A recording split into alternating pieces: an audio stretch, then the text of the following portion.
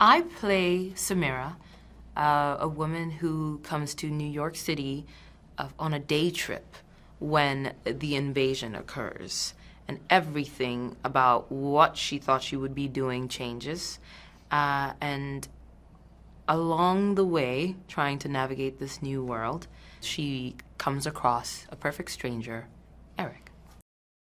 I play Eric. My name's Joe, and he is a mysterious man, far away from everything that he knows, far away from home, pursuing a better life in New York City until something goes terribly wrong.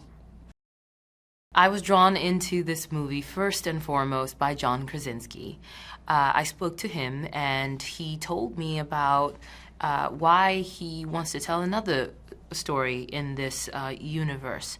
And his point was that he only wanted to carry on telling stories in the A Quiet Place universe if he could find new ways in, stories that would somehow expand the universe as well as expand what the horror and thriller genre can encompass.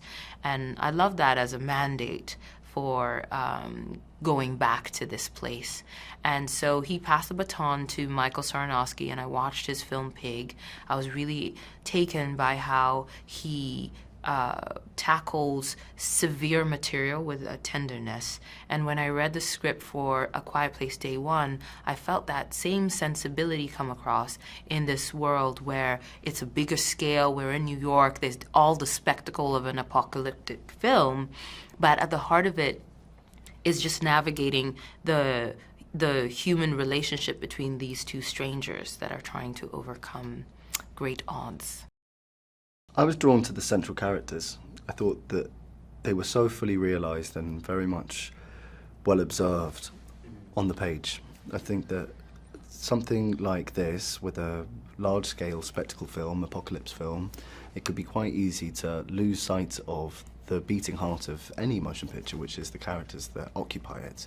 And I think that this film really preserves that. It preserves these two perfect strangers colliding, meeting each other and revealing certain things about themselves throughout the process of the film, as well as providing a lot of scares and entertainment and thrill.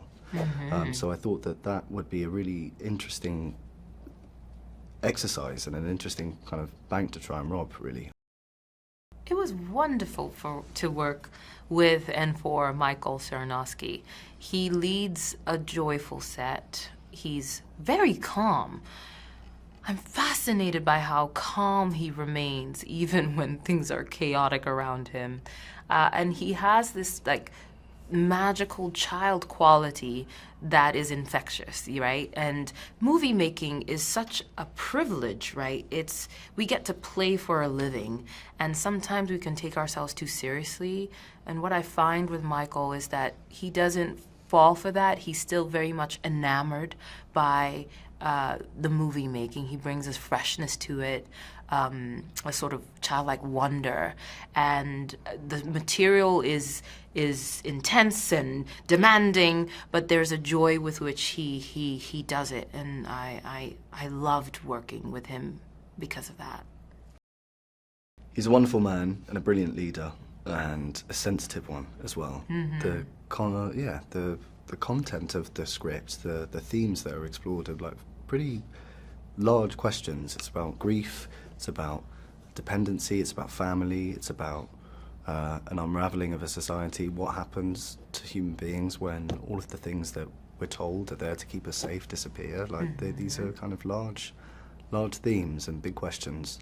And I think it was handled in a way that was very delicate and entertaining at the same time, and it takes a rare person to be able to steer that ship. So it was lovely working with him. We had some wonderful other cast members, Jamon Honsu and Alex Wolff, to name but a few.